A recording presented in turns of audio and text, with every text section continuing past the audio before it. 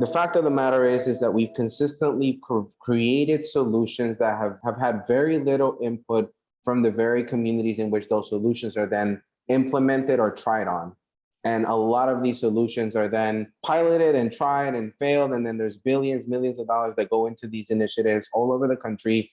And then they go back to the same thing every single time without fail. And this is what I've learned through Youth First, which is that all of a sudden you see policymakers having conversations with community, asking them, well, we messed up. What do you need? What can we do to support you? That's when they send the researchers. That's when they send all the other people to go and try to do sort of an eco map of the community and trying to identify what resources exist. My question has always been is why do we do that at the back end when everything has failed and not on the front end to make sure the solutions are tailored hyper local, hyper grassroots, hyper at the level of community, as opposed to relying on systems to come up with arbitrary solutions that oftentimes are pulling from models that are in no way remotely connected to the demographics sometimes in that community. They try it fails, and they keep trying and failing, but don't go to the community, maybe out of pride, maybe because the system doesn't want to acknowledge community, or in some way or another, it is because there's still this mentality that community cannot take care of itself.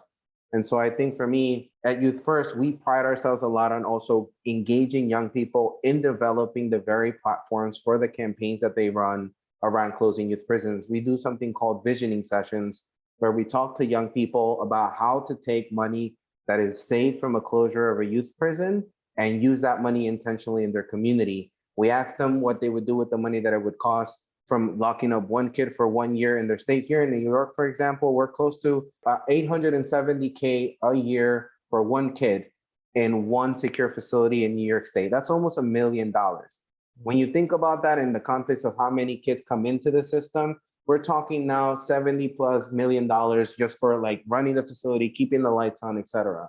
You ask a young person what they're gonna do with $1 million, they give you buy a home, buy a car, World Star Video. They'll give you funny solutions too, and they'll give you the serious things that they need for their livelihood.